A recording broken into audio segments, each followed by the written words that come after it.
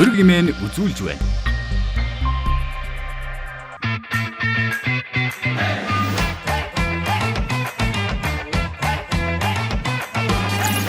Бизнес өргөн нэвтрүүлгийн шинэ дугаар эхлэж байна. Бид энэ удаа боловсролын платформ экспортлж байгаа Амжилт группийн үүсгэн байгуулагч захирал Шижиртэй ярилцуулна.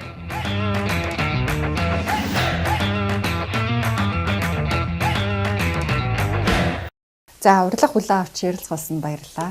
За баярлалаа. За оюутан багтаа математикийн багшаар сурч исэн оюутан цагаасаа эхлээд Амжилт.com-ыг анх байгуулад бизнес эхлүүлж исэн юм байна шүү дээ. Тухайн үед ямар боломжийг хараад яаж эхлүүлж исэн бэ? Энэ талаар ярилцлаа хэлээ. Би интернет центрт ажилладаг ус оюутан багтаа. Тэг хүмүүс нэг юм IT-ийн мэдлэгтэй гэж бодоод бараг программист гэж боддог. Тэгээд ийм вебсайт хийх үү гэсэн саналтай мөнгө заа тгий хийх. Тэгэл эхэлчихсэн. Тэгээ өөр ингэсэн вебсайттай болъё гэж бодоод. Тэгээд MN доменер чи одоо нэг 30 хэдэн доллар нэг 40 доллар байхгүй нийлэмтэй. Com домен болохоор нэг 10 доллар болохоор com домен хаавал Амжилт.com гэж хаалт эхэлчихсэн. Тэгээ өөрөө сайтынхаа кодыг бичээд өөрөө хийсэн гэсэн үг үү? Тий. Уг нь бол математикийн ангид чинь нэг код мод IT заахгүй үстэй. Заахгүй. Гэтэ нөгөө математик чинь нөгөө яг суур нахгүй. Тийм л дээ. Тий. Кодоо тэр нэг алгоритм байгаа тэрийг суурийн загаа авчихлаар тэгээ тэр өөрөө бол ухаж ойлгоол.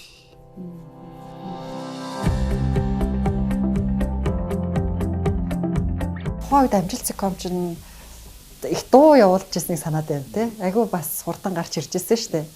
Тэгээд яг ямар чиглэлээр яаж явж илаа? Тухайд ингээд юм өөрөө манайх ингээд өөрсдөө веб хийдэг гэсэн болохоор ингээд вебээс сурчлагууднаас айгүй хангалттай болъё гэж боддог. Тэгээ гол дээр нөгөө вебсайтыг хөгжлөе гэдэг, видео реклам хийх хөгжлөе гэдэг рекламддаг. Тэгэнгүүтээ юм дуунууд хамгаалал нөгөө Амжилт.com гэж дуунууд хамгаалал эсвэл кино тавиал, эсвэл програма тавиал. Одоо тогтвол ер нь болдог. Дан хууль өсөл контент гэдэг гэсэн. Тэгэл тэр хүмүүс татдаг.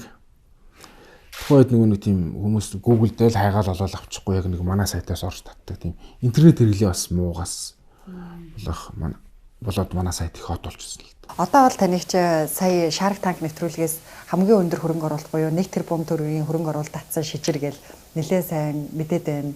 Эхлэл брэндтэй хамтардаг 11 охин компанитай үйл ажиллагаа явуулдаг гэдэг ингээд сайн мэдж байгаа хэл та боловсрал байна. Тэ боловсрал дотор IT кибер сургууль гэдэг илүү ялгарч байгаа шүү байна.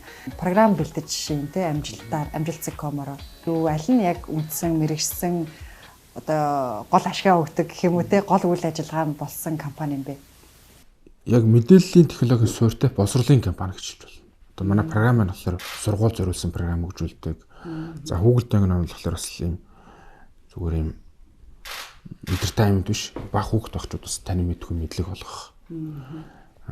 Тэгээд 10 жилийн сургууль их сургуулийн төгөөл ер нь боловсролын чиглэлээр л үйл ажиллагаа болж байгаа гэж ойлгож байна. Өөр бусад тийм салбаруудаа ер нь бүгдийг болсон баг. Онлайн дэлгүүр одоо гуанз, пицца, бар маркет тэрийг тийм юмнууд хүртэл хийж ирсэн юм уу? Тий. Тэр одоо би яг ч өөрөө санаачлаагүй манай найз санаачлаа ороо юм тэр гэдэг хийсэн. Тэгээд тэр бүгд одоо дампуурсан гэх юм уу. Нэг юмдаа ер нь төвлөрсөн дэр юм бэл. Тэгээд бусдаа бүгдийг болсон.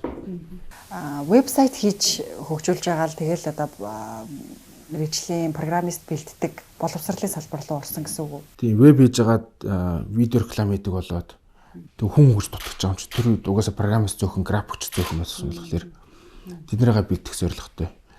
Тэгээ тийм жижигхэн юм сургалтын төв Амжилт Академи гэж байх болчихсон. 12 онд. Тэгэхэд яс миний бас нөгөө суур мэргэжил бас нөлөөсөн л дөө. Нөгөө багш хүн болохоор биш нөгөө олон жил багшаар сурсан. Нэг төгсөөд би бас нэг жил 54 дөрөв сургуульд математикийн багш хийсэн. Ер нь энийгээ заагаад ийм хүмүүсийг бэлдэж авъя. Тэгэхгүй бол нөгөө тухайд программистууд, графикч нар маш ховор. Тэнгүү залуу хүмүүсийг оюутнуудыг бэлдэж аваад би ингээд сургаад. Ер нь нэг юмнаас нөгөө юм гараад яваадсан байна.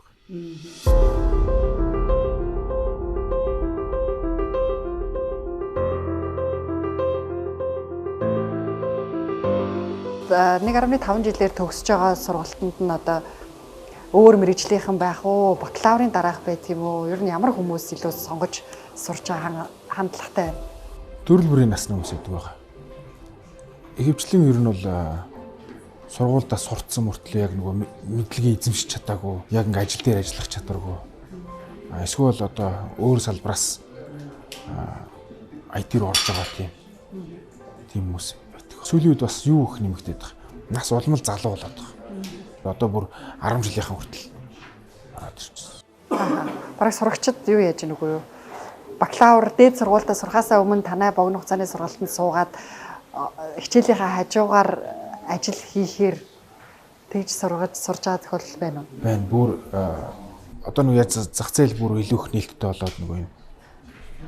Бүр амар том нүсэр юм хийж мөнгө болохоос гадна жижиг юм програм ч юм уу эсвэл янз бүрийн метаверс орчин дээр ч юм уу богино хэмжээний анимашн хийгээд мөнгө олох боломжтой болсон тэгэхээр 1.5 жилээр магадгүй одоо сурагчид ч юм уу те эсвэл оюутнууд хичээлийнхаа хажуугаар сураад тэгээд төгсөөд ажиллах боломж байгаа юу?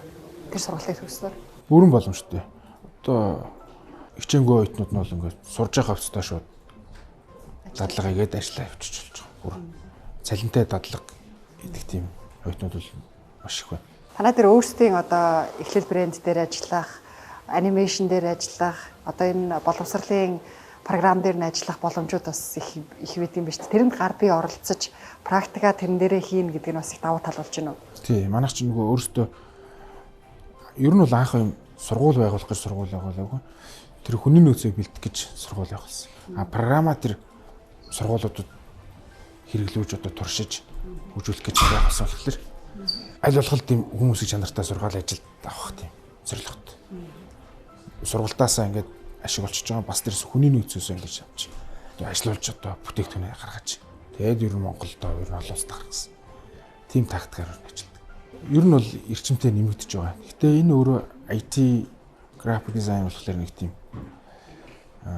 тийм халтурдаа сураад халтурдж ажиллана гэсэн юм байхгүй. Яг л нэг тийм хичээл сураад хичээгээд яг юм бүтээмж гаргадаг үр дүн дээр суурилсан ажил болохоор цалин өндөр үнэлгээ тэр үнд сурах нь ч бас тийм амархан хэцүү биш. Ер нь ингээд таны CV-г харсан чинь баг ингээд жил тутам компани байгуулаад явсан байна тий. Жил болгоны компани байгуулад анимашн компани байгуулснаас их сонирхол татж байна л да. Шал өөр чиглэл рүү орсон гэсэн үг шүү дээ тий. Анимашн бизнес гэдэг бол нэлээд одоо том суурь компани урт хугацаанд олон жилийн дараа ашиг харж иж хийдэг бизнес юм болов уу гэж хараад байдаг л да. Ягаад анимашн компани руу орсон бэ? Хүүхд багт багын нэг тийм одоо энэ Шрек энэ төр гэл гой Toy Story гээд гадны гой хүүхэлдэйн кинод үзэж байгаа. Ер нь би юм хүүхэлдэйн кино хийн энэ төр гэж мөрөөддөг. Тэгэл найзуудаа ярьж мэрдэг байсан. Тухайн үед тийм лог хүнцлэгүүд жинхэнэ фантастик мөрөөдөл байсан. Тэгээ юм веб хийж хагаад видео реклам хийх боломжтой болсон. Хүмүүс веб хийсэн чинь видео реклам хийх үгээд тэгээ видео реклам хийдэг болоод тэгжээс нэ тэр олон хүнтэй болохын тулд сургалттай болоод тэгжээс нэ ер нь ирээдүйд би ер нь хүүхэлдэйн кино хийж болох юм байна. 3D анимашн реклам хийж байгаа юм чинь. Тэгээд тэрийг мөрөөдлөө бод болох гээд. Тэгэл хүүхэлдэйн кино хийж анимашн хийж гэлсэн. Зүүцүүгийн найзууд. За зүүцүүгийн найзууд хүүхэлдэйн кино анимашн тий маш амжилттай явж байгаа штэ. Гэхдээ энийг чи бүр 2017 оноос хийж эхэлсэн юм уу та нар? Тий 17 онд. Өмнө нь ард нь хичнээн хүнтэй баг ажиллаж байгаа гэсэн үг байна. Яг одоо 40 орчим хүн ажиллаж байна. Зураач, найруулагч, зохиолч тэгээд яг өдөр тутам ажилладаг хүмүүс нь бол ингээд графикч энэ төргээд. Зайнаас ингээд юм грэт байдлаар ингээд дуу оруулагч, хөгжмийн зохиолч энэ төрч хүмүүс байна. Энэ нь бол нөгөө 40-оос гадна дахиад болсон. 17 оноос хойш эхэлсэн байна.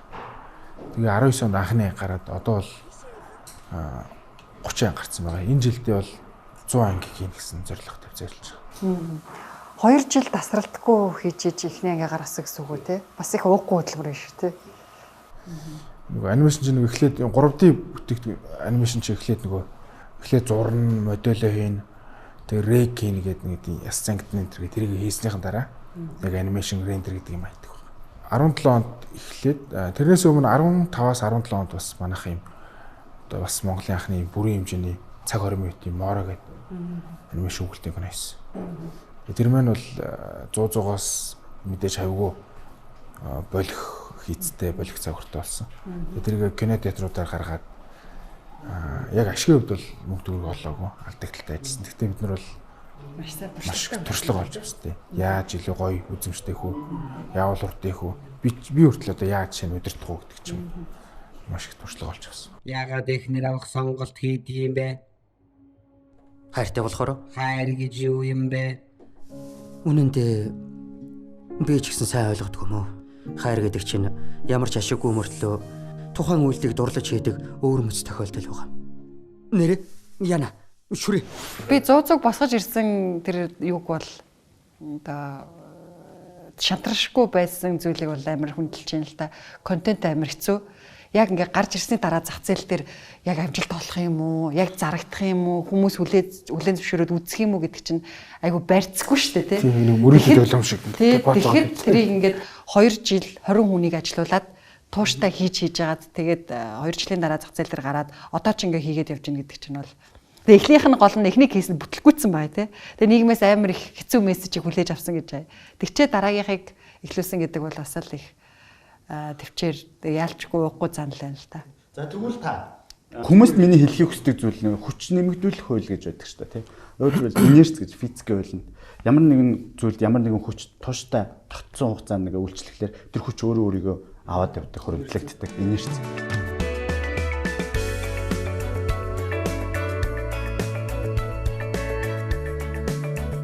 Одоо нөгөө ингээд мундаг амжилтанд хүрсэн ах нар чинь тэгдэж шүү дээ. Мөнгөний араас битгийгүү, мөнгийг араасаа гүйлэг мүлэг гэнтэр гээд. Тэнгүүд яаж мөнгө араас нь гүйд юм бэ? Эсвэл амжилт яаж араас нь гүйгээд идэм бэ гэхлээр нэг зүйлийг тууштай хийгээд тахлаар тэр инерц өөрөө бий болоод ингээ явчихсан юм шиг. Тэгэхээр би энэ хоёроос бол аль алнаас нь би түрүү хэлжсэн шижир шилбэл 100 анх ингээд наадтай чинь би лав ишиг гэж харахгүй гэж хэлжсэн үе байдаг байхгүй юу? Тэгтэл тэр 100 явсаар л байсан. Энэ олон жилийн дараа одоо хүмүүс ингээд 100 гэдээ бараг зүгээр нэрийг хэлэхэд төсөөлөгддөг хэмжээнд тий болчлоо. Танаас нэг тоо мэдээлэл авбал мори тий эхний төсөл нь 100-ийн өмнөх төсөл нь мораг ингээд бас 4 жил 2 жил хийсэн гэсэн шүү тий. 2 жил хэдийн хугацааны зардал гаргаад хэдэн хүнийг ажиллуулж исэн. 100 дээр 2 жил ингээ гараагүй, фирст гараагүй, контент бэлэн болоогүй, хэдэн хүнийг ажиллуулаад хэдий зардал гарч агаад хэдэх ангиасаа зардлаа нөхөж эхэлсэн байна. За энийг бол ер нь манай компани санхүүгийн хэмтэл дотооддоо бол бүх юм нээлттэй байдаг. Олон нийтэд Мора маань 2 жилийн 15-аас 17 онд 2 жилийн хугацаанд 200 гаруй сая төгрөг ирсэн байдгийг. За яа маань хэдэн төгрөг хөрөнгө орууллаа? 14 сая. 14 сая хөрөнгө оруулсан. Гэтэ тэрийг буцаага авцсан. Анхны хөрөнгө оруулсан би явахгүй уг нь бол донд нь ингээ ер нь хэцүүдэх гээд ихлээр. Зэ наа чи бүтэхгүй байна. Би бүгд авъя да. Ямар амар хөрөнгө оруулагч. Яг үндсэн 10 графикч маань өдөр шөнөгүй ажилласан. За тийм. Тэгээ завхар загар нэг зураглагч, дуу оруулагч, зохиолч, найруулагч энэ төр гэдгийгсэн. Грет юм. Тэгээ ашиг бол олоогүй. Баахан шатсан нөө. Баахан дөрвөлсэн шүү дээ. Ийм 20 сая төгрөг болсон гэхдээ. 2 жил зүтгэж 20 сая хамт нөө рендер фармын шинжинээс хайж олж ирсэн баг. Би нэг орчуулагч хийгээ шийдэж шүү дээ. Тэр айгүй хөгжлөх гойсон да. Та чи хятад хэлтэй юм тий ер нь. Тэгээ заяа ингээд дөнгөж сураад ингээд нэг юм дөнгөж сурж ирсэн. Тэгээ нэг юм рендер фарм гэдэг юм хүүхдийн хөргүүлдэг нэг төхөө шүү дээ. Тэр ингээд заяа очиод ятад ингээд за энэ хэд гэж юм үзүүлэлтийн асуугал. Тэгээ тэр ингээд хэд хэдийг л асуучих нь 5 минут ажиллахгүй. Өдөржингөө олчихно. Ойлголт. Нөгөө хятад нэг цагт англи хэлээд. Би баг хятад хэл сурч эхэлж байгаа. Тэгээд тэр чинь үг нэгээд зах байгаа байхгүй. Нэг өдөрт ингээд олоолон газруудаараа авчих хэрэгтэй байхгүй. Тэгсэн чинь нэг газар ороод нэг өдөр болчихно. Нөгөөдөл ингээд хятаар яалаа тэгээд заяа баг тэгэхэд хятад сурж исэн баха. Тэр орог тийм шууд практик хичээл болсон баха тэр. Тэр зүг байсан шүү. Ямар ч юу байхгүй. Тэгэл авч хүс хамгийн айтайхан л болсон тэр. Яг хөө тэр боломжууд дээрс хамгийн айтайхан. Тэгээ 100 бас л 2 жил ингээл шантраг юмтэй ингээд моригаас тэгэл тэгэл үнтэй тоног хөрөмж авцсан болохоор ахаа заавал нэг хийх хэлстэй л байсан. Тэгээ баахан баг цуглуулсан байгаа. Тэгээ ингээд дэлхийд гарна Google-тэй ногороо XR студ Walt Disney шиг болно гэд баахан ажилтаа хэлсэн, өөртөө хүртэл хэлсэн, найз нөхдөд хэлсэн. За боллоо би програм яа гэлтэй шүү дээ. Тэгээ ийм мөрөөдөл. Тэгээд үн чинь нэг юм байл. Нэг мөрөөдлөө хайчих гэхлээр нэг тийм мөрөөдөл хайчих гэхлээр нэг тийм сонирм. Мөрөөдлгөө ч одоо юу хийж амьдрнаа нэг тийм сонирм болчих. Тэгээ гэртээ ингээл хөвтөдөлтэй шүү дээ. Тэгэл яа харахгүй дахиад хийгээл. Дахиад ихнээс нь хийхдээ нэг өмнөх нэг бүх алдаануудаа яаж удирдах вэ? Юун дээр алдсан, юун дээр мухайсан, юуг нь удаасан гэдгээс мэдээд авсан юм чинь эдгээр ашиг болоогүй ч гэсэн. Тэгээд 2 жилийн хугацаанд шаал өгөлтэй гэнэ гэж гарахад хүмүүс зүгээр ямар хөөрх юм бэ? Өмнө моорот чинь бол зүгээр намайг элд өвсөр дөрвслоо. За одоо юу дото бихэ? Тийм. Белоны жар дото. 100-100-аа хөгжүүлээд бас юм цэцэрлэгийн өмнөхнээс хүүхдүүдэд зориулсан боловсролын контенттэй холбосон нь бас их даваа талтай байна шүү дээ. Энэ нь одоо гараад эхэлсэн байгаа юу? Тийм. Сургуулийн өмнөх насны одоо цэцэрлэгийн насны хүүхдүүд зориулсан юм танин мэдгүй хүмүүж зориулсан юм аппликейшн хийсэн байгаа. Аппликейшн дотор нэм төрөлрийн контентууд одоо онцгой таавар түргээлэг, өсөг тоомоо гэдэг юм. Тэр нь гараад эхэлсэн. Одоогийн байдлаар аппликейшн 15,000 гаруй хүн хэрэглэгчтэй болсон явж байгаа. Өвөр Монголын зах зээл рүү гарах боломж харагдаад байна л да. Тийш судалгаа хийж үзв үү? Өвөр Монголоор яг одоо яг энэ тал дээр яг нэг ажиллаад яг тийм үр дүнд хүрсэн юм байхгүй. Яг тийм бидний тийм харилцаа холбоо контакт бас байхгүй. Тэгээд ковид үеэр бас нэг тийм бүх юм жоохон алдтай болцсон болохоор. Одоо л ер нь холбогдоод. Энэ жилд ер нь гарчиж магадгүй байна. Ер нь ч тэгээд одоо орчуулга, дуу оруулах хийчихвэл олон улсын зах зээлээр гарах бүрэн боломжтой шүү дээ, тий? Хил хязгааргүй. Орчуулга дуу бол оролт бол аягүй амарх. Одоо манайхын гарсан байгаа ангиудаа бүгдийг англи хэл дээр орчуулга дуу оруулчихсан байна. Тэгээд гадны ийм Казахстанд зархаасаа гадна одоос бүр ингээд өөр маш олон ийм киног худалдаж аваад эрхийг аваад ингээд олон телевизүүдэд ийм олон ийм одоо IPTV-нуудын зардаг ийм компаниуд гэдэг. Тэднэртэй холбогдоод ингээд зараад ингээд энэ одоо гадаад харилцааны гэх юм энэ олон улсын харилцааны ажил бол ингээд энэ жилээс аягүй их идэвхтэй эхэлж байгаа. Тэгээ 3D анимашн гэхээр зурдгаас араа өөр гэдэг байгаа шүү дээ. Яг хийцийн хувьд ямар ялгаатай гэсэн үг вэ? Эхлээд зурдаг. Эхлээд нөгөө яг нөгөө гараараа зураад эсвэл юм вакуум дээр зураад тэгээд тэрийг ингээд 3D програм одоо Maya, Max ийм програмууд дээр юм хийгээ тэрийг ингээд хөдөлгдөг баг. Тэр процесс нь аягүй их уддаг болохоор ингээд эхний 2 жил одоо манайх зөвхөн тэрийг ингээд нэг ч ан гараагүй байхгүй. Тэрний дараа бол ингээд ангиуд нь хурдтай гараад яваад идэх баг. Тэгээ хичээл нь бол цаашаа өшөөч өрөөчих боломжтой юм шүү дээ. Хичээл нь ингээл төрөл бүрийн хичээл ингээл хийгээл явсан. Өдөр болго ингээд тийм хичээл нөгөө нэг аппликейшн их гоё юм бодож олсон байгаа. Бүгд ингээл YouTube дээр ч юм уу 9 жирийн контент үзээд байдаг шүү дээ. Хүмүүж сөрөг нөлөөтэй. Энэ болохоор яг юм хөгжилтэй тэгсэн мөртлөө танин мэдэх юм. Тэг өдөр бүр өөр ингээд өдөр бүр үе биш таваад. Одоо энийгээ бүр дараа нь бүр ингээд бүр гоё хөгжүүлээд аппликейшн үе давхаар ингээд хүүхдэд ингээд жижигхэн бага хэмжээний юм coin өгөх хүртэл урамшуул хүртэл өгөх тийм. Тийм системтэй холбож ингэж ихээр ажиллаж байгаа. Боловсрал ер нь нэлээ эмзэг бизнес шүү дээ, тийм. Нэг талдаа бизнес, нөгөө талдаа одоо хүмүүсийг сургаж байгаа, боловсролын үйл ажиллагаа явуулж байгаа гэдэг утгаараа бас чанартаа маш сайн анхаарах хэрэгтэй болдог. Тэг ингээд анх удлаа одоо өөрөө заагаад эхэлье гэл ингээл одоо махчлаад гэх юм үү те ингээл яг л өөрөө ингээ практикаа заагаад эхэлжсэн бол яалтчгүй хөтөлбөр шаардлагатай болоод энэ итгэхээс хөтөлбөр оруулж ирж байсан юм те. Одоо бол баг хөтөлбөр нь тогтцсон гэсэн үг үү? Хөтөлбөр нь орсон бүр энтх талдаа хүртэл одоо ийм хөтөлбөртэй ингэ шинжилгээ гэдэг ч юм уу тийм санал хүртэл гаргаал. Тэгээ энтх багшууд эхлээл энтх багш нар их мундаг байсан бол одоо манай багш нар бас энтхүүтэй ер нь ойролцоо болоод эхэлсэн. Жилдээ ер нь энэ олон сургуулиуд нь нийлээд хичнээн IT инженер, программистуудыг төгсөж байна вэ? За ер нь 1000 гаруй нэг. Жилд үү? Тий, 1000 гаруй нэг. Гэтэ тэр яг шууд программист болсон гэхэд хаашаа тий. Тэс нөгөө анхан шатны мэдлэг олоод авчиж байгаа. Дараа нь гүнзгийрүүлнэ. Тэгээд яг туршлагаараа олж авч байгаа. Одоо цонжинд болохоор юм Цонжин кибербординг гэдэг нэг дотор байртай 250 хүүхдийн багтаамжтай тийм. Тэр 24 цаг л ер нь сургалтын үйл ажиллагаа явуулах тийм. Одоо хятад энэ төр бол ингээд гадны орнууд бол ийм бординг сургууль айгүйх түгээмэл болцсон байхгүй. Нөгөө төвжрэл хотын утаа стресс хол тэгээ нөгөө орчин үед угс өрсөлдөх чадвар маш чухал болсон болохоор багтаа ер нь маш сайн эрдмийг олж авахгүй бол чадварыг олж авахгүй хэцүү болсон болохоор бординг сургууль маш олон даваа талтай болохоор тийм. Хятад чинь бординг сургууль маш их болсон. Тэгээ Монголд болохоор одоо цөөхөн байлд тоодоо 1-2 хон л байна.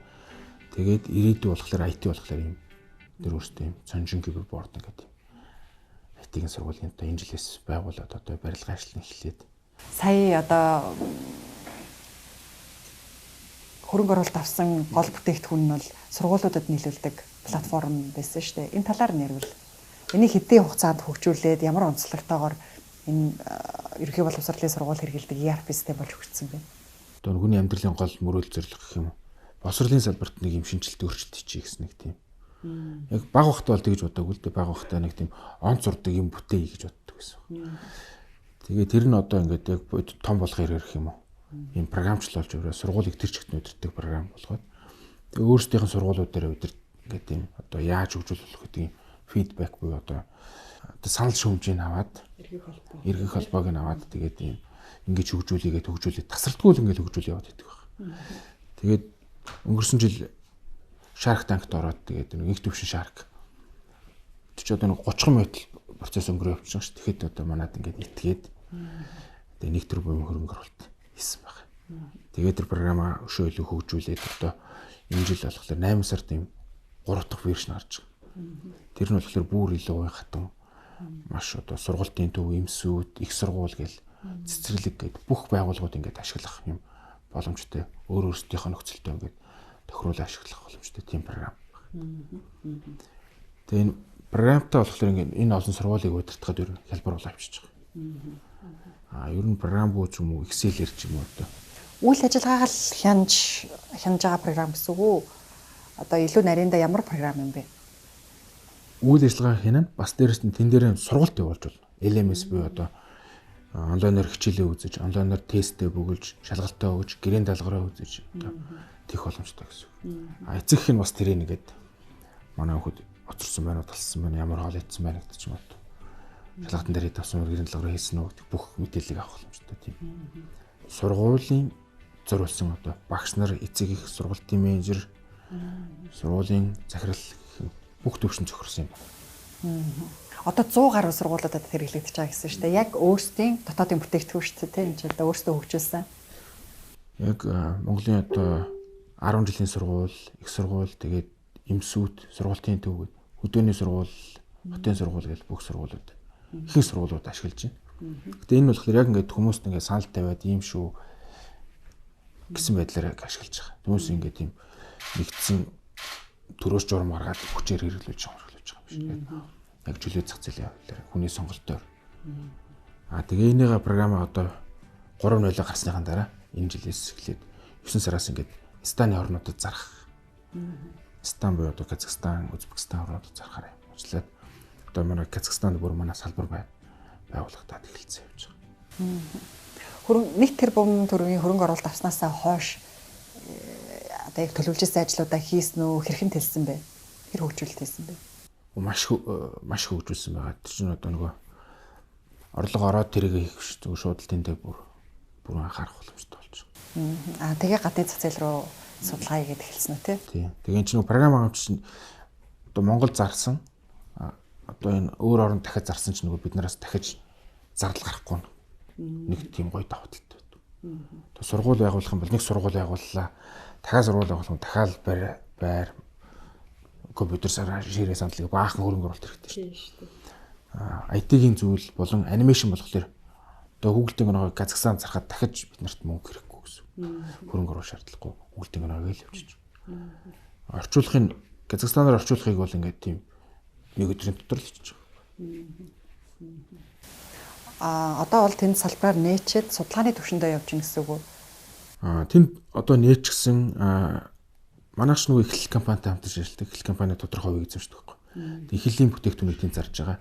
Бас манай нөгөө салбар сургууль тэнд бас байгуулагдчих. Одоо IT инженерүүд бэлтгэх үү? тий. IT инженер жижигхэн нөгөө анх бүр том сургууль биш юм. 2-3 лабораторитой юм жижигхэн сургууль байгуулагдсан. Тэгэлстэй аваад эхэлчихсэн. Явж байгаа. Тэгээд програм Google-тэй феномен гараад ирэхлээр бид нэрийг таньдаг болно. Эхлэлээр бас таньдаг болно. Сургуулаар таньдаг болно. Тэгээд сургуулийн програм азар гэх юм. Одоо нэг юм шууд дайрахгүй шүү дээ. Нэг нэгээр ингээл ордог юм тактиктэй. Энэ хэсэг дээрээ би бас нэлээд Монгол брендийн талаас жоохон яриулъя гэж бодлоо эхний хэсэг дээр нь. За ер нь брэнд Би танаас асууж шууд хэлэх гэж шүү дээ. Брэнд гэдэг бол гэж хэлэх гэж шүү дээ. Хариусаар гатаа.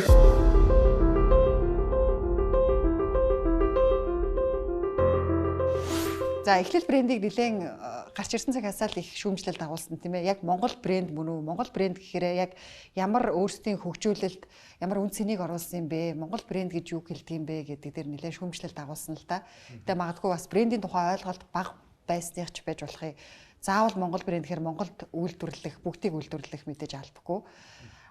Гэхдээ та нар хулан 21 хулан утсан дээр яг ямар хөгжүүлэлтүүдийг, ямар бүтээгдэхүүнүүдийг өөрсдөө үйлдвэрлэж гар бие оролцож үнцэн бий болгож өөрсдөө хийж байгаа вэ? За ер нь бол яг одоо яг цаг үеийн бас болоогүй зүйл байгаа. Бидний хийж байгаа зүйл маань бас технологийн зүйл маань манайхан бол нэг сандал ширээ одоо бэйли малгай бэйли шигэл төсөөлөд байгаа байхгүй. Ингээд Төв аймгийн одоо нэг захиурын ордоос би ингээд захиур авчираад дархны тэмдэглэгийн үлдээс бахан төмөр аваад тэгээ Эрдэнтийн зэсийг авчирж агаад тэгээд одоо энэ говийн одоо энэ газрын хурал мэтийг ухаж агаад өөрөө ингээд баахан шороонод авчирж байгаа л энд ингээд босруулж байгаа л тэгээл утас гаргах юм шиг тэгж боддог л доо. Тэгэхээр утас бол өөрөө яг тийм хийх боломжтой зүйл биш.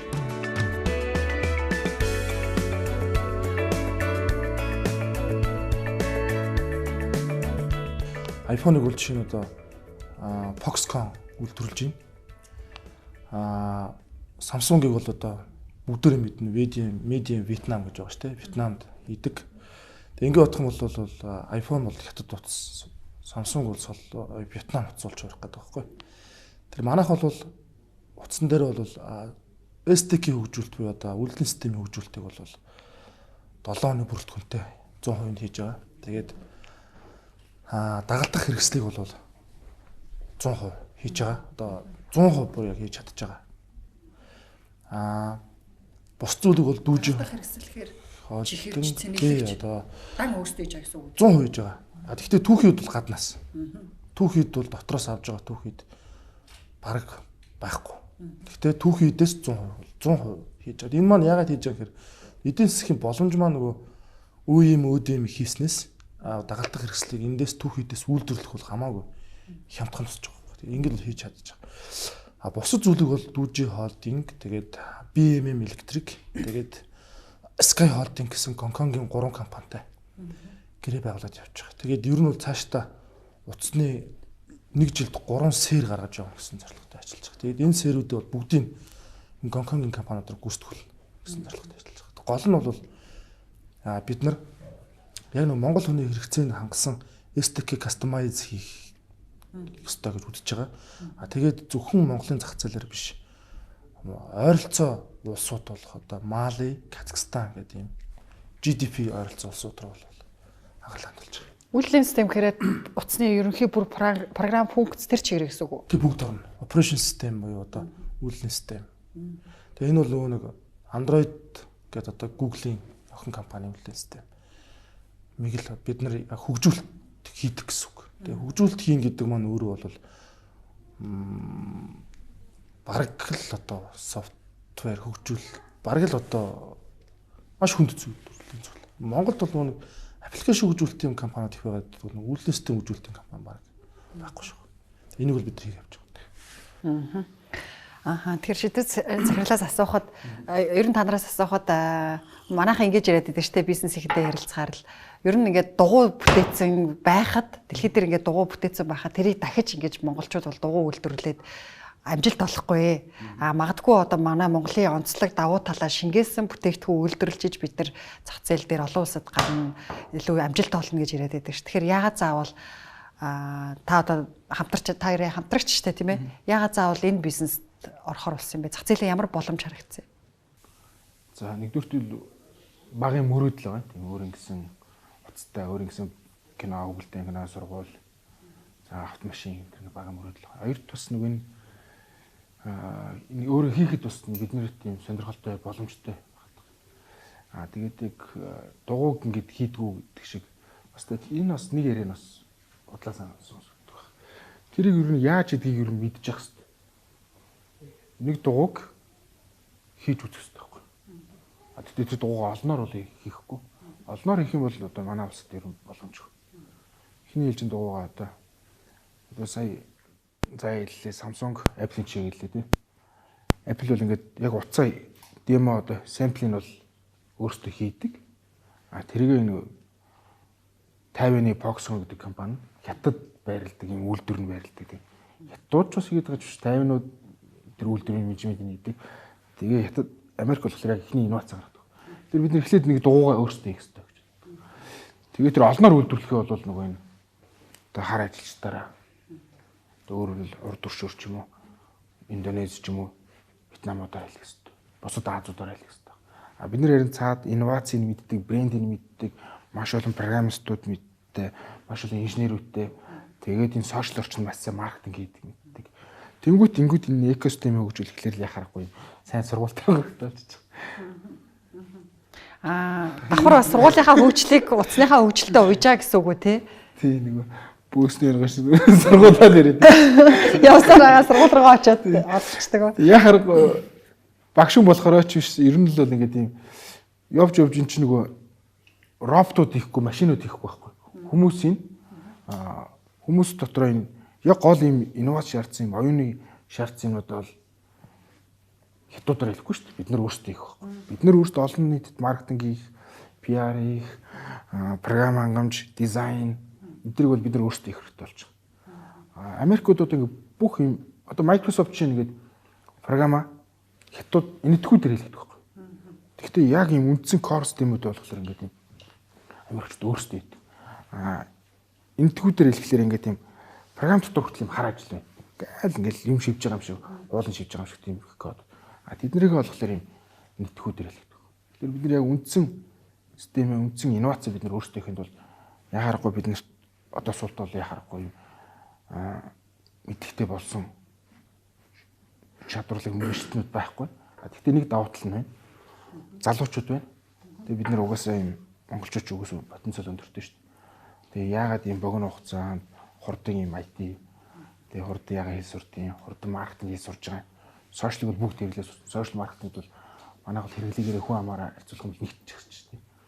Тэгэхээр өөр оронд ингээд сошиал маркетинг хийгээд програм хангамж хөгжүүлээд олон улсад гараад тийм дэлхийн брендийг бүтээнэ гэсэн нэг тийм тэр хэдий фантастик том мөрөөдөл байсан ч гэсэн тийм нэг ихтгэл өртөрж байгаа. Үйлдвэрлэснээс хойш хэдэн ширхэг хэдийг борлуулсан бэ? Утасаас уу? Утас. 6000 ширхгийг борлуулсан байна. Хэдэн жил болсон? Жил бишээ нэг 2-3 сар. Тийм их үү? Тий. Яг хоо монголчууд бол харьцангуй бас дэмждэг. Тэгээд яг хоо алдаа оноо гэх юм бол анхных байхаар бас нэлээд хүнд байсан. Гэхдээ бидний хувьд бол нөгөө нэг одоо бол нөгөө нэг энэ технологийн зүйл нь аюул лиценз авахаас ахуулаад аюул хэцүү зүйлүүд ихтэй байсан. Тэгээ бид нар өөрсдөө түүхэн хэдэ үйлдвэрлэж чадахгүй юм чинь тэр чинь энд авчираад өөрсдөө хийнэ гэхээр бүр их өртөг шингээд илүү үнэтэй гарах юм шүү. Ер нь утаснаас өөр бүтээгдэхүүн электрон бараа үйлдвэрлэе гэж судалж үзсэн үү? Үзсэн. Тэгээд ерөө судалсаар гад улам их утсан хийлгэж үзсэн да. Яг жижигэн маань бол юун дотор яваад байгаа байхгүй юу? Софтвер дотор. Одоо сургуулийн систем, компани ERP систем. За тэгээд нөгөө энэ ингээд одоо Google-ийн кино гэдэг дандаа юм нөгөө софтвер талдаа 3D анимашн би бол яг нөгөө бодит девайс талдаа явж байгаа. Тэгээд би бол девайс талдаа явахад бол анх бол ингээд чихвч, цэнэглэгч, USB гэл ингээд гонжуу гэдэг одоо хятад би бас олон жил байсан л да. Тэгээд яг тэндээс ер нь ингээд девайсын юмыг л ойлгож ирсэн. Тэгээд Монголоос очсон эхэлсэн. Тэгээд ингээд явж байхад бол хамгийн гоё зүйл бол ерөөсөө утас. Цаашдаа утас гэдэг бол улам бүр хөгжин жинхэнэ нөгөө өөрийгөө сорих бүх хүний хэрэгцээ үнэхээр гайхалтай. Сонирхол татсан. Нэгэнд хийж байгаа юм чинь хамгийн гайхалтайг нь хийхийг хүссэн. Тэр утас бол хэцүү ч гэсэн хамгийн гайхалтай гэж яваад. Хоёрд бол битэрийн бизнест бас нэг гоё юм байгаад байна. Ер нь нөгөө геополитикийн хамаарал багтаа бизнес. Одоо нүүрс алт Жон Шинтер шиг биш. Бид нар одоо энэ Гонконгийн компаниуд бол цаашдаа зүгээр гүйцэтгүүлэл явна. Тэгээ нөгөө но хав лиценз R&D гэж ярьдаг л да. Research development гэдэг. Эднэрийг бол бид нар бүгдийг ингээд нөгөө нэг бидний зохиосон алгоритм ажиллаж өгнө. Тэгээ тэр маань ингээд эцсийн бүтээгдэхүүн бүлт хийгээд гаргаад явчих учраас энд ямар ч тийм хил хязгаар байхгүй. Юм биш. Улсын их утсыг хэдс батсан тавьдаг.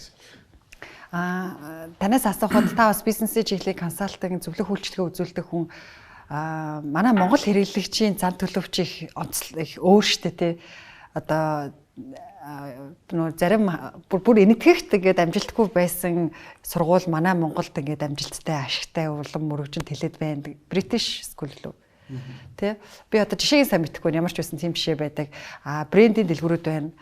3 сая хүн амтай, цөөхөн хүн амтай зах зээл нь юм жижиг мөртлөө энд орж ирээд Монголд ингээд оршин тогтноод байдаг гэтэргээ тий. Тийм одоо олон улсын ийм брендийг хэрэглэх дуртай хүн Монголынхоо одоо брендийг хэрэглэх тэр зам төлөвийн шилжилт яаж явагдах юм бэ? Миний бодол шүү заяа. Автор мундаг судлаачтай хажууд ярихлаар хэцүү баг. Маш family лог хүмүүс. Тийм учраас тэр нь буцаагаад нөгөө үндснийхээ ямиг өөрсдийнхөө ямиг дэмжээ гэдэг тэр сэтгэл зүйд бас нэг суур дэвсгэр болж өгдөг. Хоёрдугаарт гадны улс орнуудад амжилттай төдийлөн сайн яваагүй зүйл манайх руу гээд ирэхлээр харьцангуй мэдээлэл солилцоо хурдтай цөөхөлөө учраас мэдээллийг хурдан авч чадна. Хоёрдугаарт манайханд байдаг нэг хандлага юм гэхэлэр өдөртгай. Хурдан тас нэг юм өмсч үзчихснэ гэс дараагийнхын сонирхмаа санагдаад боломж нь л яхан бол дараагийнх руу та нар гадагшаа ингээ яваад үзэхлээр ингэ чинь айгүй удаан өмсөж хувцастайгаа. Тэгээд даан л байсан. Байсаар л байсан гэдэг шиг. Манай тал дээр ч өмсөө байж яснаа. Дээрээс нь зүгээр яхаа зөв нэг тийм харцангуй одоо л нэг юм дажгүй юм хүмтэй болоод эхэлж байгаа учраас аль болохоор олон юмтай болох гэж хүсдэг. Тэр ирмэлцэл бас байж магадгүй юм шиг. Энд нь ч явж үзэл, энд нь ч явж үзэл, энд нь ч явж үзэл ч юм уу. Эсвэл энийн ч өмсөж үзэл, энийн ч өмсөж үзэл боломж л ах юм бол. Гадагшаага бол баг ингээд бит дэвтэйхэн нэгийг өмсөөл яваал гэдэг. Тэгээд тент ч юм бол жинхэнэ нөгөө юм сорилт донд яаж сонирхлын төрүүлж зарах уу? Сорилт донд яаж дахиж нэмж хэрэгцээ бий болохгүй. Манайд бол ингээд ер нь жоох юм хязгаарлагдмал юм нөөц. Тэгээд тэр нь ингээд юм баг хангагдчихсэн учраас ингээд улам л олон юмтай болох гээд байна. Зөвлөгөөлчлөгийг үзүүлдэг хүний хувьд анзаархад гадаадад сайн явж чадахгүйсэн бизнес Монголд амжилттай яваад нэг шалтгаан бол би монголчуудын бизнесүүд харьцангуй өрсөлдөх чадвар муутай гэж хардаг. Өрсөлдөгч нь өөрсдөө сул. Тийм учраас хэн сайн тууштай, дэмжлэг сайн тий ингэж чадах юм бол бас нэг нэгнээс нэх амар ингээд бүр үнэхэрийн таленттай байжгаад гарч ирэх шаардлагагүй юм шиг. Жохон тууштай очихт л явчмаар ч юм шиг тийм мэдрэмжүүд төрдөг. Боловсролын салбарт одоо та гадагшаа яг чиглэж олон улсын зах зээл рүү чиглэж ажиллаж байгаа шүү дээ. Яг ийм Монгол брэнд болгох зүйл боловсрол дээр юу байна вэ? Та магадгүй одоохондоо бол програм, систем, платформ талаас нь харж байгаа тий. Цаашдаа бол хөтөлбөр тэгээ одоо энэ инженер, IT инженер бэлтэж байгаа хөтөлбөр сургуулаа гаргахыг гэвэл манай брэнд юу байж болох юм боловсролын салбарт? За яг одоо надад энийг ингэ тийм тэгцэн тийм юу алга. Онцлог ноохоо алга. Зүгээр одоо Казахстанд тэгээд Өмнөд Солонгост за Америк ТV-ийн Невада мужид за Африк ТV-ийн одоо Мали улсад ингээд юм салбар IT-ийн сургуулиудаа байгуулах гэж байна.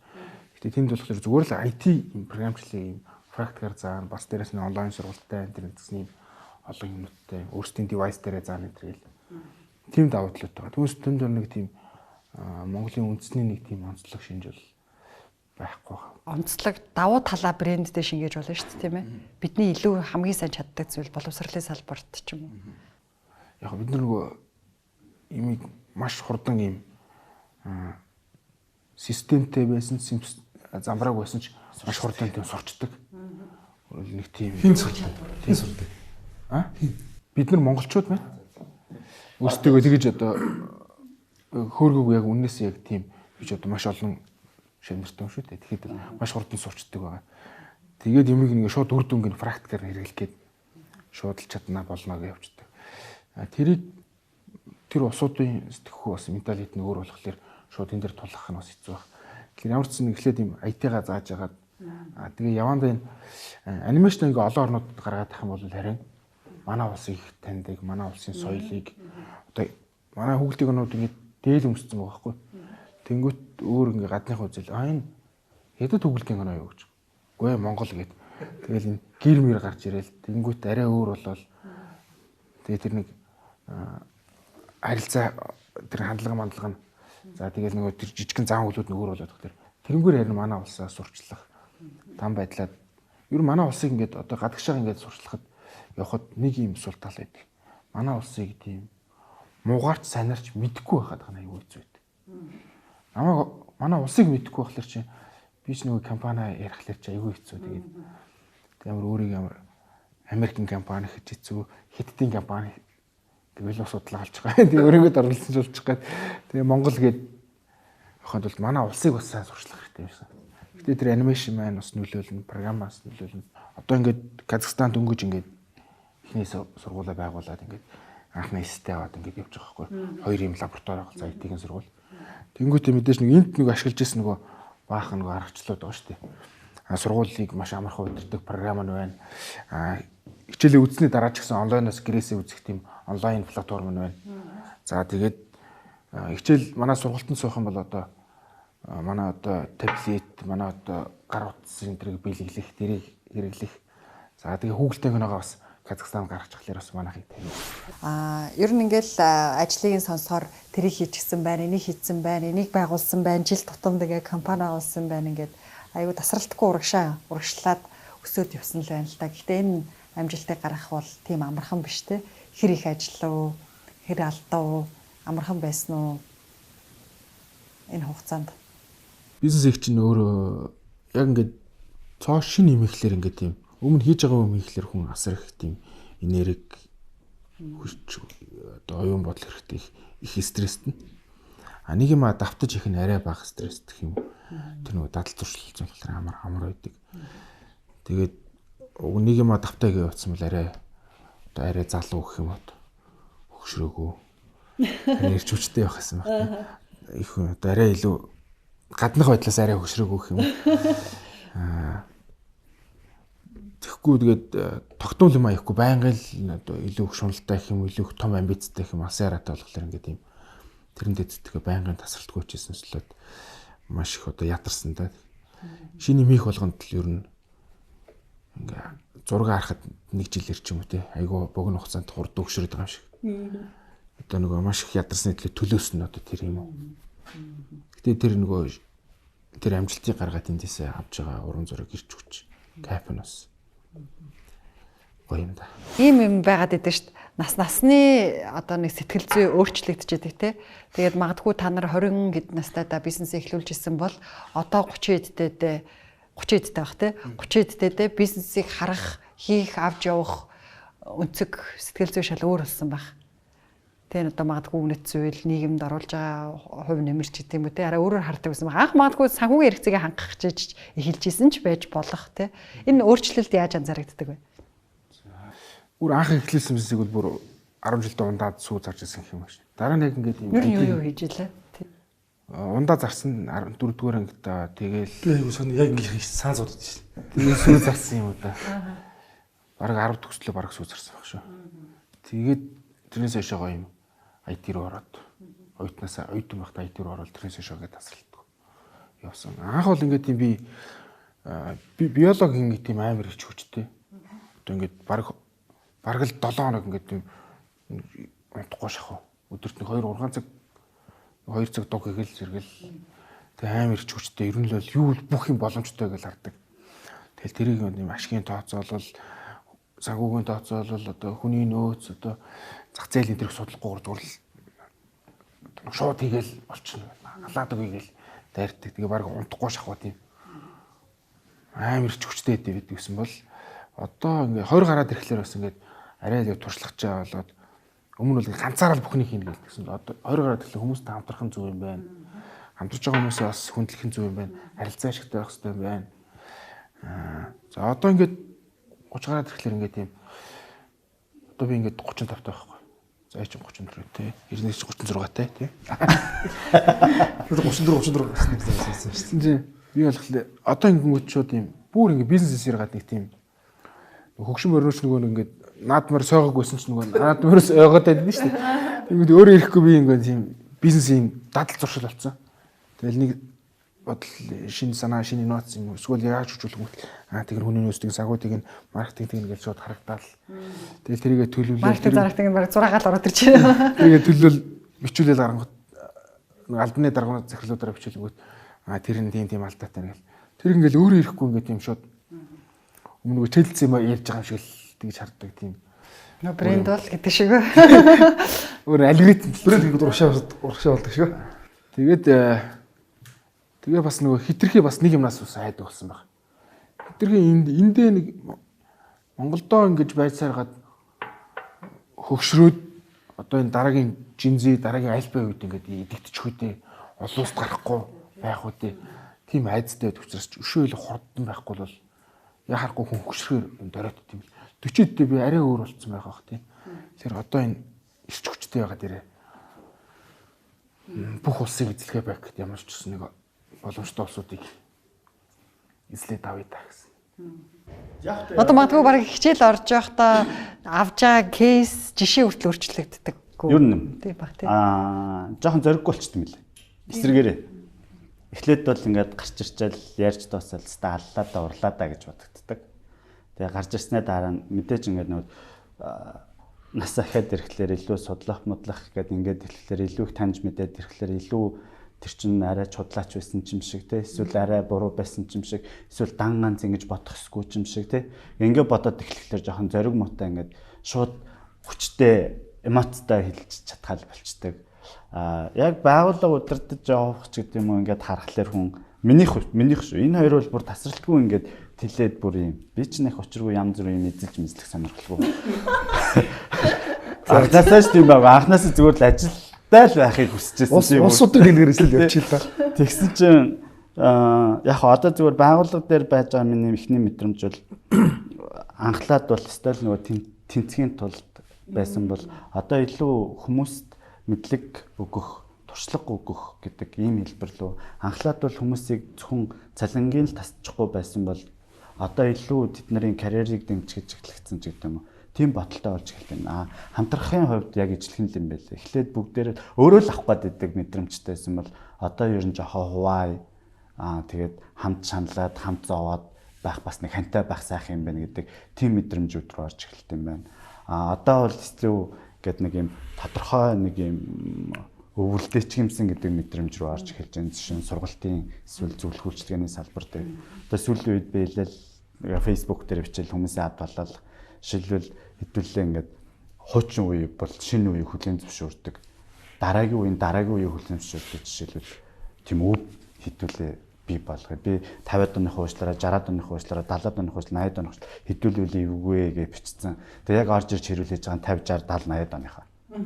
Одоо жишээлбэл гэтэл саяхан ингээд жагсаал одоо жишээлбэл сүүлийн кейстэй залуучууд ямар ингээд тас гэд болцсон. Одоо хүмүүс ингэж ингээд заавал цус үзчихэж явдаг тийм сэтгэхүй алга болчихлоо шүү дээ. Илүү боловсон болж байна. Илүү өөр болж байна ч гэдэг юм уу. Тэгэхээр ингээд нэг юм ялгаатай байдлаа хүндэтгэж сурах морох гэх тийм юмнуудыг бас жоохон хүмүүст үлдээвэл гэсэн тийм мэдрэмж рүү орж эхэлт юм. Илүү жоохон value-лэг болох юм гэх юм уу та. Үнэт зүйлийг болж молоод илүү жоохон зэрлэг капиталист сэтгэлгээ, итгэл үнэмшилтэй байсан бол тэр маань жоохон өөрчлөгдөж байгаа юм шиг хувийн маань зөв шүү дээ тий. За та гурван ярианаас сонссон чи одоо магадгүй залуу үеийнхэн бол за яг нэг 32 35 хүртэл амар ирч хүчтэй дээ. Тэрнээс хойш биологийн ирч хүч багасдаг юм байна да гэж бас ойлгохдохоор л байна.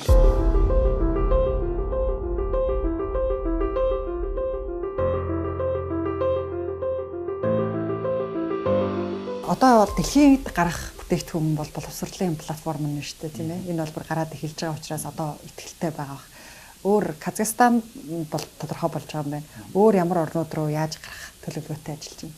За одоо Казахстанд яг салбараа байгуулсан, яг офис байгуулсан манай.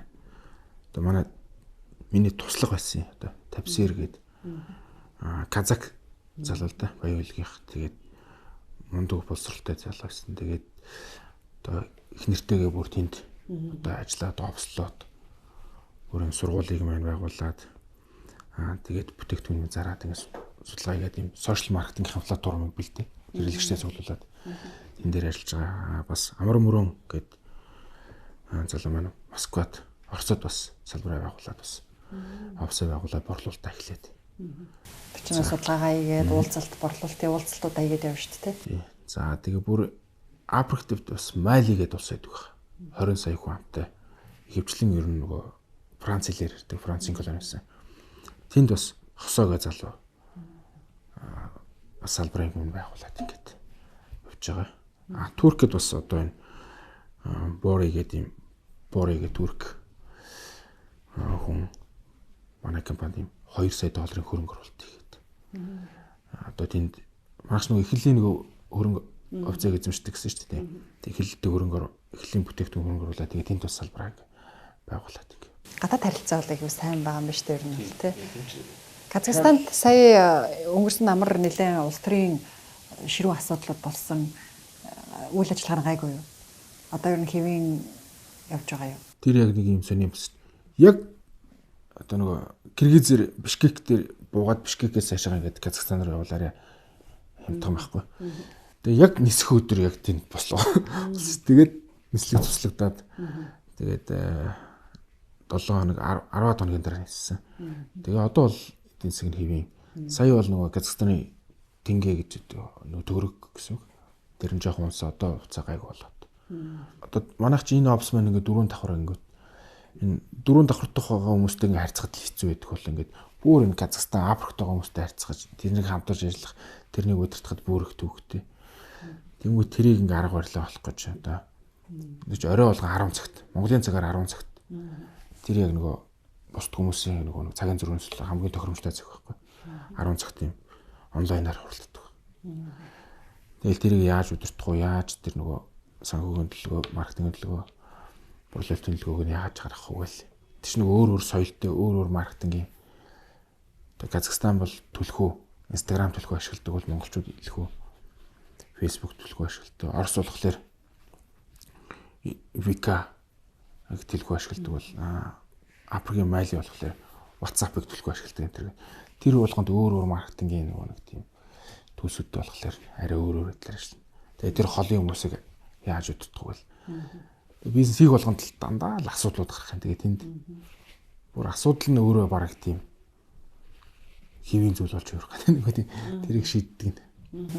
Олон улсын зах зээлд болохоор одоо очиод маш их уулзалтуудыг хийх үү, шууд л маркетинг хийгээд эхэлдэг юм уу? Таниулах маркетинг хийгээд эхэлдэг юм уу? Жишээ нь ерөнхий боловсролын сургууль ашиглах програмаа зарж байгаа гэсэн үг үстэй тий. Эхлээл шууд онлайнаар шууд юм ерөнхий PR мэдээнүүд ийм мундаг PR ингээд Казахстаныг өөрчлөх гэж байна гэдэг юм уу? Малигийн боловсролыг өөрчлөх гэж ийм гоё юм гаргах гэж байна гэл тийм PR мэдээнүүд цацсан. Тэгэл тэгснийхэн дараа нөгөө тентх юм байгууллагуудтай юм борлуулагч дистрибьютор байгууллагатай уулзаал. Эхлээл мэйлээр уцаар яриад уулзалт тоглоал тэгэл очиж уулзаал. Тэгээ сошиал орчинд тэрийг сурчлаа. Тэгэл ингээл яваад. Энэ боловсролын програм яг өөртөө бүр яг хэдэн жил ноцолтож зуралтчиж яг ингээд эцсийн болгож гаргаж ирсэн бэ? Яг өөрийн ийм давуу талтай онцлогтой бүтээгдэхүүн гаргах чинь програм гаргах чинь бол нэлээ их шүүсийг шахчихж гарч ирж байгаа шүү дээ. Одоо хэдүүлээ хөгжүүлээд явж байна. Өшөөч одоо байнгын л хөгжүүлэлт хийж байгаа.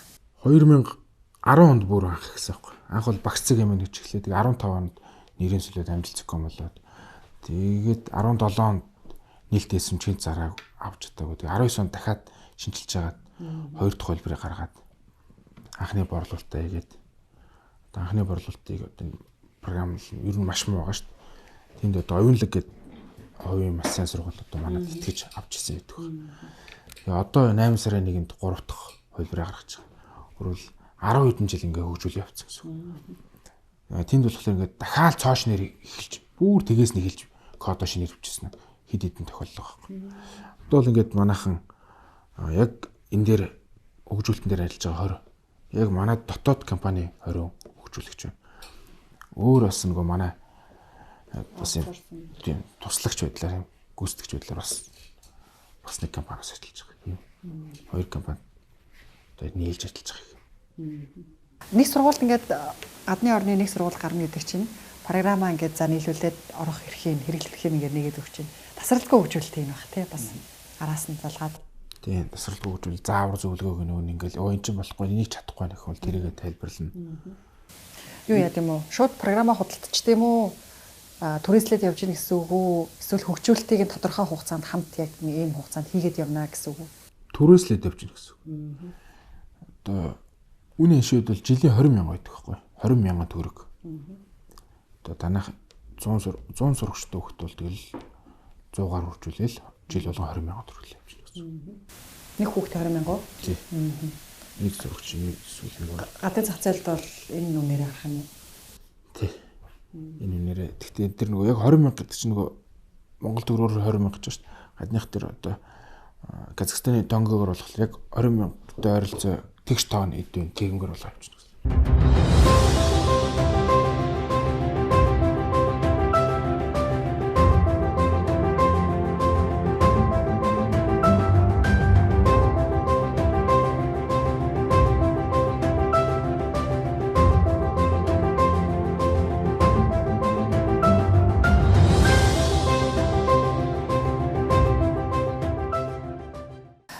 Манай бизнес сургуулийн нэвтрүүлэг Америкт нэг цуврал хийсэн л дээ 12 дугаар хийсэн. Чикагод байдаг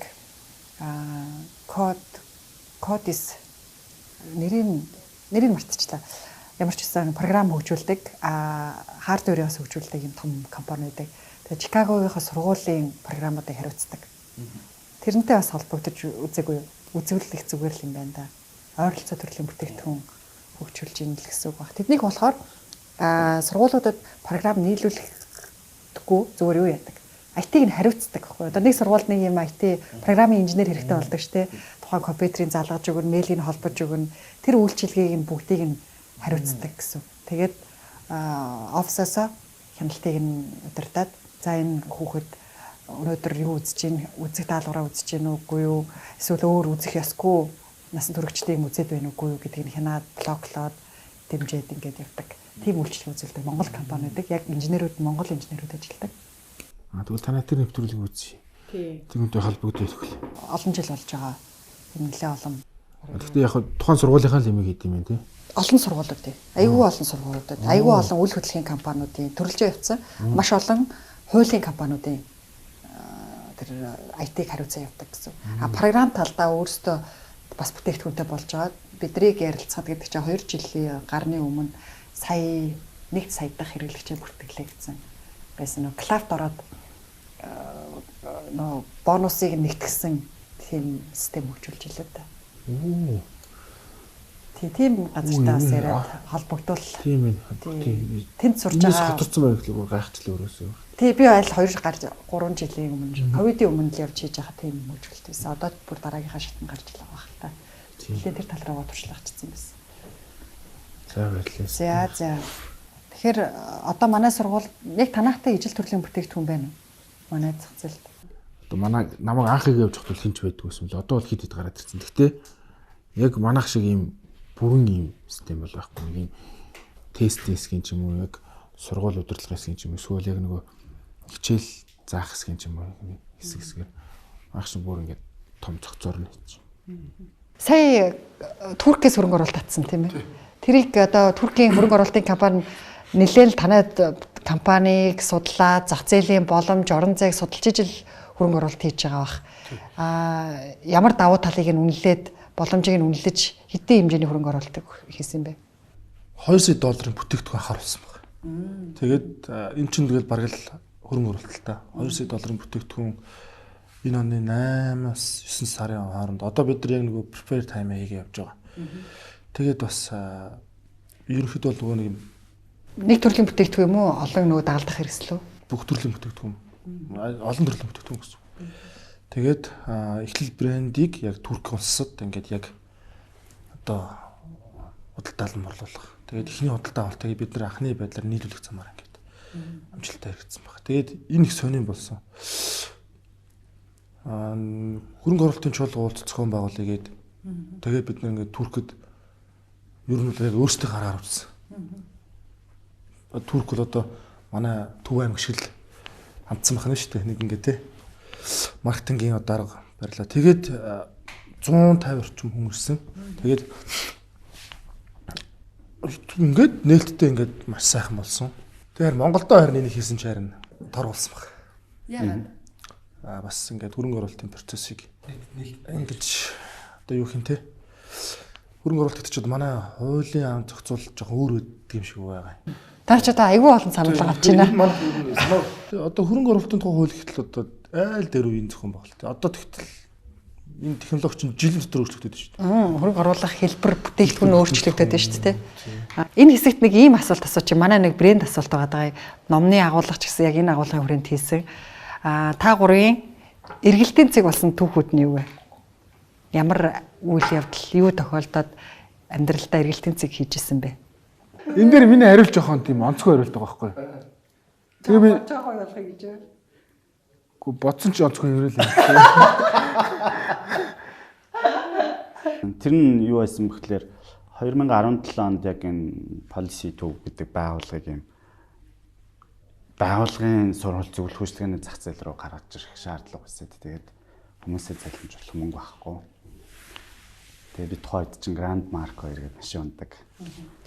Тэгээд цалингаа тавих гээд машинаа авч сайн ламбарт нь тавиад тэгсэн чинь манай хүн ажлын тэр Unitel data center гэдэг тийш байдаг.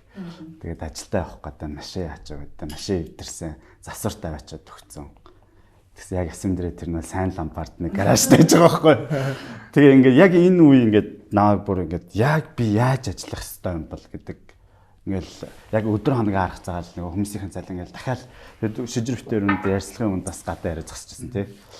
Яг захирлууд хизээ хамгийн муухай ааштай болд юм бэ гэсэн чинь хүмүүстэй цалингийн тавих боломжгүй болоо. Тэгээ хүмүүс нь харахаар л нэг ажил хийхгүй байгаа мөнгө орж ирэхгүй юм шиг санагдаад тэр мэдрэмж. Тэгээ тэр үед л амар муухай ааштай. Одоо бид өөрийнхөө залуучууд хэлдэг та нар ингээ харцангуй наваа гэгэрсэн байх үед ирсэн шүү. Яг надтай тэр үед ингээд байхад өдөр шөнөгүй ажиллаад. Гэтэ би ч аргыг болохгүй, манайхан ч аргыг болохгүй. Тэгээ яаж ажиллах учраа болохгүй. Энэ хугацаа яг 17. Тэгэд энэ үед л ингээд би ер нь за илүү ухаалаг ажиллах хэрэгтэй. Өмнө нь бол илүү их ажил гэдэг тийм шаргуул бай гэдэг тийм логикоор явдаг байсан тийм үү. Ламбартанд машина тавиад ингээд явчихсан. Тэгэл шахуулаад нөгөө машинаа авцрааж засуулаач тэгвэл мөнгө байхгүй гэл тэгэхээр ээжээс мөнгө зээлчих юм уу гэл ингээд хадам ээж рүү ярих гал тэгээ нөгөө засварын мөнгө олж авахгүй гал ингээд ийм байж ах энэ үе бол намайг одоогийн өнөөдрийн ажилтдаг арга барилууд олж авах илүү уян байх хэрэгтэй маань илүү хэлбэр одоо тийм хүнд хэлбэрээр биш ажиллах хэрэгтэй юм байна. Тэгээ ийм боломжуудыг харуулах болсон. Тэгээ нөгөө өмнө зөндөө уншснаас хүмүүст ярьдаг байсан. Илүү ухаалаг ажил смарт бай да гэх.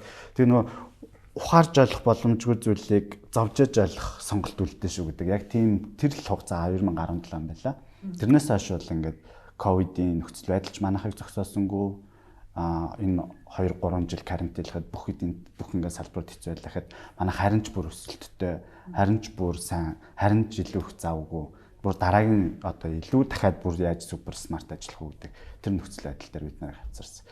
Тийм л үе. Тэгээд одоо тэр шилжилтийг тавьжсэн л үе.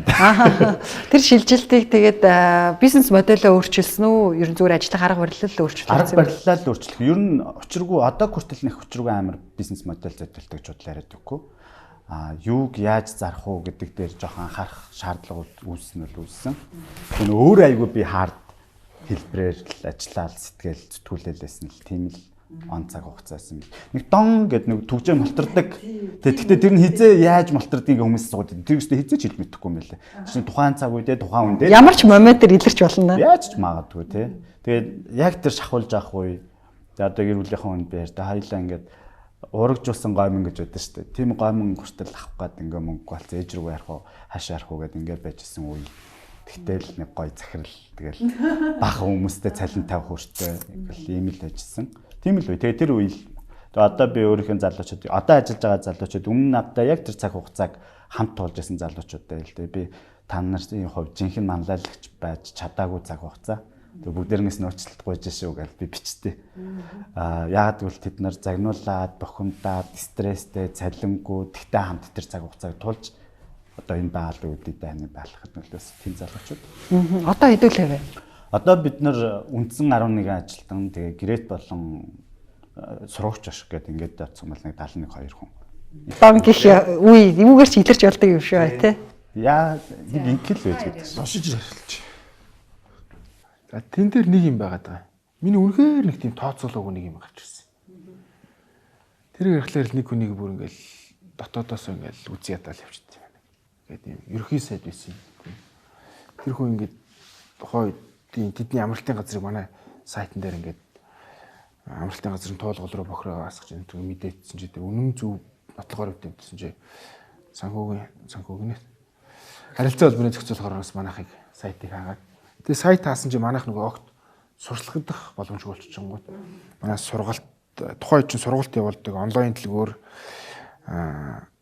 веб хийдэг видео реклам хийдэг гэсэн энэ дөрвөн үйлчлэгээ таг зогсож гот шууд нөгөө орлого олж шууд зогссон гот цалин биш нөгөө юм хоримтлгүй орлого олоод цалингаа тавиал шууд ингэсэн шууд зогсоод тэгэхэд би бүр ингэ тийм Тэгээ зүгээр л мэдээ гаргасны төлөө шууд ингээд харилцаа холбооны газраар хаалгацсан гэж үү? тий тэгээ сайтыг хаацсан чинь Тэгээ хөөцөлдөж яваад болоогүй юм.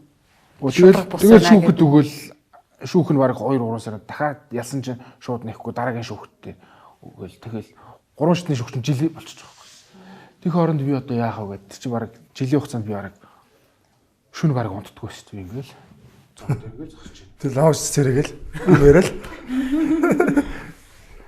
Зайруу залхахлаар Би унтаг байжлаа. Үнтэй зай ингээл залгаа шууд ярилцсан. Тэгтээ бас заяа бас нэг тийм жоохон найр өглөөд байна бас. Яа л ингээл унтахгүй гүрийгээл.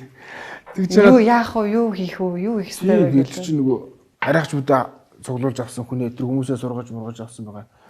Тэгээ болоод Сайн шиг хэвтэл. болчихгүй гэхлээр чи одоо болоод буцаад математикийн багш болох уу гээл. Тэгээд болох талаараа бүр амар их бодож байгаа. Яах вэ гээл бүр. Тэгэд бүр компани бүр ингээд байж болох дээд хэмжээнд би маш тэр хүмүүсийн бүтээмжийг аль болох дээд хэмжээнд гаргаж сурсан. Дээрс нь байж болох нарийнлж одоо нөгөө бүх юм дээр нарийнлж сурсан. Тэр зангаас л нарийнлж ирээ тооцоолж байгаа. Тийм, асар нарийн тооцоолдог болсон. Тэр зан над бас тийм одоо миний зуршил ажилдаа хандах тэр нөгөө нэг тийм хит их ажилсаг болгосон. Тэгээ дараа жилд ингээд зураг харсан чинь баг ингээд тийм энэ чи юу л энэ хэдэн жилийн өмнөх зураг үлээ гэж байгаа. Жилийн хугацаанд асар хөшөрсөн байсан. Тэр л одоо яг миний одоо чиний асууж байгаа шиг эргэлтийн цэг гэх юм. Тэгээ тэрээс шиг ингээл байнга л тасралтгүй ковид мовидыг бол жоохон прогноз байгаа. Гэтэ саяны дайныг бас төсөөлчихсэн байх. Тэгэл гэтэ яг тэн дээр ингээд дайн Оросын нөгөө нэг хөлөг живчлээ ш. Тэр бас тооцчихсан. Гэтэ яг тэгэл тийч ямар нэг аргаал логистикийн асуудал шүү. Тэгэл бүх юм ингээл яваалгаа. Тэн дээр гинт пархэл шууд хэдхэн цагийн дотор хаацсан. Тэр их хүчтэй нөлөөсөн. Тэн дээр хит их ажилдаг болж сурсан. Бизнес л хийдэ гэж эргэлт буцтгүй шийдсэн одоо тэр шийдвэр гэх юм уу те. Анх бол одоо ингээд дөнгөж 2018 онд би чинь Гонжоос ирээд тэгээд нэг 40 м квадрат жижигхэн юм одоо өрөө дотор хамгийн анх ингээд бараг л одоо юу тэрний өмнө ингээд бизнесийг ингээд лавлаа гал ингээд зөндөл явж лээсэн чи яг ингээд хамгийн хайсан зүйлээ дуртай зүйлээ барьж аваад очих гээд байгаа цэгээ олж аваад тэгээд ингээд ажиллаад 17 18 онд ингээд жижигхэн хойлох нархилжлаа. Одоо манай компани электрониксын захирал Тэмүүж ингээд залуу манай CEO болсон байгаа. Одоо бол нэг 9 CEO, 9 захирал, 9 CEO-тэй юм уу? Хамгийн анхны манай дизайнер байсан. Дизайн гаргадаг тийм залуу битээр ахилж ийсэн. Тэгээд ингээд явахтаа за ерөөсөө ингээд энэ хамгийн анхны 2000 чих хүчний одоо маркетинг эхлүүлээд тэгээд 3 билүү 4 хоног дотор захиалга аваад дууссан. Тэгээд 2 хоногт бид нар ингээд 30-40 хүн хөсөлж байгаа 2000 чивч ингээд хүргэж өгч дуусгачихсан. Тэгээ байсан чинь нэг ийм хамтлагийн нэг хүн орж ирээд одоо ямар хамтлагийн залуу байсан юм. Орж ирээд чивч юм хэрэглээд ингээд стогой дуралтай юм байна гэдэг хэлжсэн л да. Тэр ингээд урмыг ингээд аваа дараа нь ингээд бүтээгдэхүүнүүд маань ингээд байгуугаар ингээд хөгжөөд хүмүүс бас ингээд таниад ингээд явсараагаал ингээд ер нь ингээд болоод ах юм бол ингээд яг эргэлтийн зэг гэх юм бол одоо бизнесийн замыг сонгосон нь бол эргэлтийн зэг. За ер нь бол битэрийн түүх сонь. Харин олон баар хоолны газар ажиллаж байсан гэж хэлсэн. Тэгээ би яг хууш үзарсан. Яг ингээд хүмүүсийн онцлогт харуулад начин, заан, арслан, авраг гэсэн 4 багц гаргаад одоо багцныхаа системийн хүртэл бүр ингээд тий. Тэгээд хамгийн анхны өдөр бүр ингээд минь утас бүр дэлбэрж илаа шин. Бүр ингээд дэлбэрээ сүулдэ бүр ингээд бүр пайрганд ороод нэгхэн хүргэгчтэй, нэгхэн боломжтой хийсэн чинь нөгөөт чинь бүр ингээд хэдэн 100 бүр ингээд бүр өвөрлөөд байдал орж ирсэн. Тэгээд ер нь бол нэг тийм за энэ бол болохгүй байна гэдгийг ингээл ойлгоол. Тэгээд одоо энэ онлайн шоп мопич одоо загламаас эцэг шахуул бараг хэлж байлаа шүү дээ. Энэ нэг юм оверлууд байдлын маань намайг ингээд бүр бас муузан сургаад байгаа. Ямар нэг Тэгэхээр нэг юугаа л програмаа л хийгээ явуулчихлаа. Програмаа. За өглөө 9 сарын хооронд босдог. Шөнөх цаг хэтрүүлж ажилладаг баг. Шөнийн бор 2 3 хүртэл. Тэгээ тэгж ажилласараа бүр хөвшил болцсон нөгөө. Оюутан бахасаа тэгж суугаад. Тэгээ IT-ийн хүн чинь нөгөө угаасаа шүн суух. Нэг шар шуух шиг идэвхтэй болчтой. Тэгээд 2 3 4 мөрөг. Тэгээд тэнд мэн бас манай удирдлагын багийнхан бас тасал болцсон юм. Шөнө 2 3 цагт ингээд юм мас уух гэхэлэр манайхан бас хариулж лээд. Өдөртмөн ажиллаа 7 хоногор төлөвлөж явдаг баг. Зөвхөн би зогс биш бүр манай компани тэр чигтээ. Манай сургууль бүх компани, IT-ийн компани, анимашны компани сургуулиуд 7 хоногор төлөвлөөд тэрийг төлөлгөөгөө манайх нэг өөрсдийн нэг татаа тунгаа гэдэг нэг програм байсан. Тэн дээр төлөлгөө гаргадаг. Тэгээд тэр төлөлгөө чинь ингээд гинти явдлууд туслаа өөрчлөгдөнгөд бас нэг тийм ажлын жагсаалт нэг таск гэдэг. Тэн дээрээ бичээд явчихдаг. Онлайныг их сайн ашиглаж чаддаг баг. Би чинь банк орлогоо маш олон жил болж байна. Онлайнаар гүйлгээ хийн. За онлайнаар суралцсан. За тэгээ файл илгээх юм. Аппликейшн тэрэг мөссөн ашиглаж чаддаг. Нөгөө M+ гэх аппликейшны тэрний далаалам нөгөө капитализм, модны шимлэн капитализмын талаарх ном байсан. Биткойн блокчейний одоо анхан дуун чатны сургалтанд суусан. Амралтаа миний одоо хийж үзэх зүйлгүй л одоо яг мөрөөдлөл биелүүлэх энэ одоо боловсролын салбарт одоо томоохон шинжилт хийгээд нам өгсөний дараа ч гэсэн нэг ядаж нэг 100 жил энэ шижрэг боловсролын салбарт юм мундаг зүйл хийсэн шүү. Тэр нь өөрөө өгөөжөр одоо бид нар юм өндөр боловсролын юм амар хэлбэрээр гаргах мэдлэгтэй болох боломжтой болсон гэдэг. Тэгж дуурсаад байгаа. Ихэнх хүмүүст байдаггүй байж магадгүй. Өглөө болгон би 10 сүнэдэг. Турникнээс 10 сүнэдэг байгаа. Өдөр болгон нэг 30-аас за багадаа 30 цаг ямар нэгэн ном эсвэл одоо лекц за сүүлийн үед бас подкаст сонсдог болсон байна. Төлөвлөгөөгөө л ер нь их сайн дахин хянаж одоо харах дуртай. За надад нэг сул тал байгаа англи хэлний чадвар маань их яг хөө монголчуудтайгаа ч юм уу бичгийн төвшний боломжийн яг спикинг яриа төвшөндөө болох маш муу тэрийг их сайн болгож одоо яхарахгүй одоо уг нь бол 10 жил их сургуультай би англи хэл үтсэн байдаг. Тэгсэн хүртэл яг англиар чөлөөд ярьж чаддаг. Тэнгүүт гадныхантай одоо дандаа орчуулагчаар харьцах хэцүү. Тэгээ яриаг нь ойлгоод оголж эргүүл ярих чадвар муутай болохоор юм. Ярих чадвар дээр их сайн төвлөрч одоо аль болох ярих гэж хичээж тэгээд сабтитлгүй кино англи дээр кино их үзэж байгаа. Гэр бүлдээ ер нь цаг гаргаж амжиж байна уу? Хэдэн хүүхэдтэй вэ? 4 хүүхэд. Нэг гаргадаг үү. Хүүхдүүдийн боловсролд их анхаарна. Тэгээд эхнэрийнхээ санаачлаад хөгжүүлээд явах гэжсэн онлайн платформыг нь яагаад цааш нь хөгжүүлээгүй юм бэ? Онлайн дэлгүүр нь үү? Тий. онлайн дэлгүүр нь яг нөгөө түрүүний хэлдэг шиг миний яг мөрөөдөл биш ус болохоор тэгээ жоохон хэцүү ковид мовид хилгаал энэ төр гэл тэнгүүт фэйсбүүкийн нөгөө бас нөгөө юм сурталгааны хэсэг нь илүү их чангарсан шүү дээ. Тэгж мэгэл тэгээ бүтээгдэхүүнүүд нийлүүлэлтэн тасалтай л. За гэл. Тэгээ манай хүн ч өөрөө боли жоо хүмүүстэй анхаарах. Тэгэл. Одоо энэ дунд сургуулиуд нь хэд хэдэн сурагчтай вэ? Амжилт кибер нь 700 сурагчтай. Цэлмэг кибер нь болохоор 200 орчим.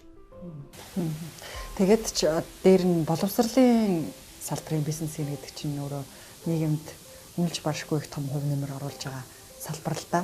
За ер нь ойрын хугацаанд сургуулиудынх нь одоо алсын хараа зорилго тий боловсролын платформ тал дээр ч гэсэн ойрын хугацаанд 3-5 жилийн дараа хүрчихсэн байх төлөвлөгөө нь юу вэ?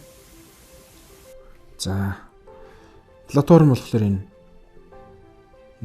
одоо энэ Азийн, зүүн өмнөд Азийн орнууд, Станы орнууд, Казахстан, Узбекистан, Станы орнууд тэгээ манайхтай энэ GDP-гээрээ дотоодын нийт бүтээгдэхүүнээр ойролцоо одоо юм өрсөлдөхөд нэг тийм амар хэцүү биш. Одоо энэ чинь Европоос чинь гүрж байгаа тийм.